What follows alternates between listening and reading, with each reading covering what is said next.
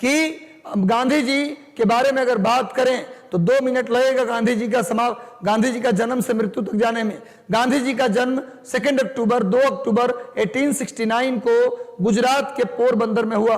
इनके पिता का नाम करमचंद गांधी, इनके माता जी का नाम पुतलीबाई था। इनका विवाह 12 वर्ष की अवस्था में 1881 में किया गया।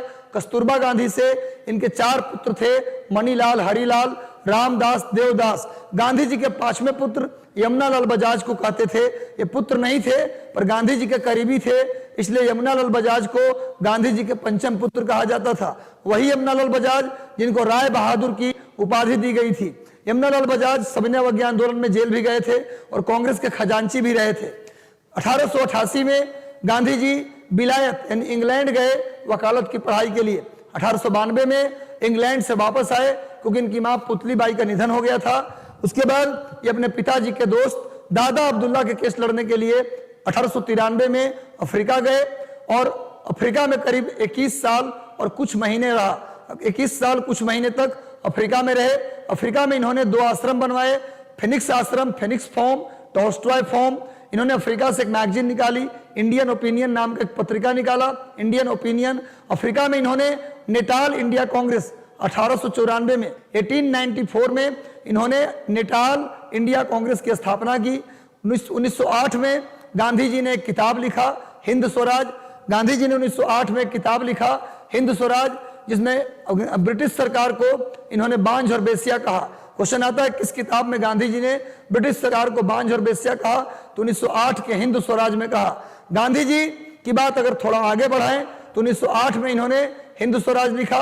9 जनवरी 1915 को ये भारत लौटे अपने गुरु इनके गुरु का नाम था गोपाल कृष्ण गोखले।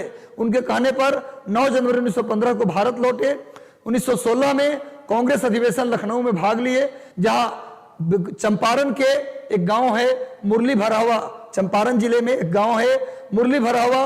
उस गांव के किसान राजकुमार शुक्ल ने गांधी जी को बुलाने के लिए लखनऊ गए कि चलिए चंपारण, हम लोग नील की खेती से परेशान हैं। तब गांधी जी अप्रैल 1917 में चंपारण आए, चंपारण सत्याग्रह किया और गांधी जी ने चंपारण सत्याग्रह में ही पहली बार सविनय अवज्ञा का प्रयोग किया। सविनय अवज्ञा का मतलब कानून तोड़ना होता है। तो पहली बार गांधी जी ने भारत में कानून कहाँ तोड़ा, तो सविनय अवज्ञा, तो चंपारण सत्याग्रह में, यानी चंपारण सत्याग्रह में पहली बार गांधी जी ने सविनय अवज्ञा का प्रयोग किया। क्वेश्चन आता है गांधी जी पहली बार सविनय अवज्ञा का प्रयोग कहाँ किए, चंपारण में। और गांधी जी को चंपारण सत्याग्रह के दौरान ही रविंद्रनाथ टैगोर ने महात्मा कहा था। उसके बाद फरवरी 1918 में गांधी जी अहमदाबाद मिल मजदूरों के हड़ताल में गए, वहीं पहली बार आमरण अनशन किए। गांधी जी मार्च 1918 में गुजरात के खेड़ा में खेड़ा सत्याग्रह किए और 1919 में गांधी जी ने रॉलेट सत्याग्रह किया। जलियांवाला बाग कांड से दुखी होकर गांधी जी ने कैसरे हिंद की उपाधि लौटा दी। उसके बाद गांधी जी 1 अगस्त 1920 को असहयोग आंदोलन का नेतृत्व प्रदान किया। 10 मार्च 1922 को गांधी जी जेल गए 6 साल के लिए, लेकिन पेट में अपेंडिक्स हो गया था, इस कारण से 2 साल में ही छूट गए। 1924 में जेल से छूटे और मात्र 1 बार वो कांग्रेस के अध्यक्ष रहे। 1924 में गांधी जी कितनी बार कांग्रेस अध्यक्ष रहे, 1 बार 1924 में बेलगांव अधिवेशन कर्नाटक में।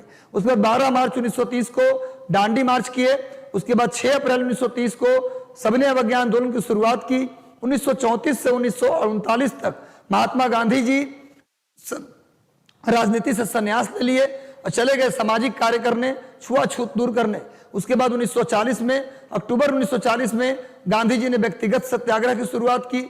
1942 में, अगस्त 1942 में गांधी जी ने करो और मरो का नारा दिया भारत छोड़ो आंदोलन में। इसके बाद गांधी जी जेल चले गए। फिर 1946 में गांधी जी जेल से छूटे। आजादी के बाद 30 जनवरी 1948 को नाथूराम गोडसे ने दिल्ली के बिरला मंदिर में गांधी जी को गोली मार दी। चलिए, ये पूरी कहानी गांधी जी का कंप्लीट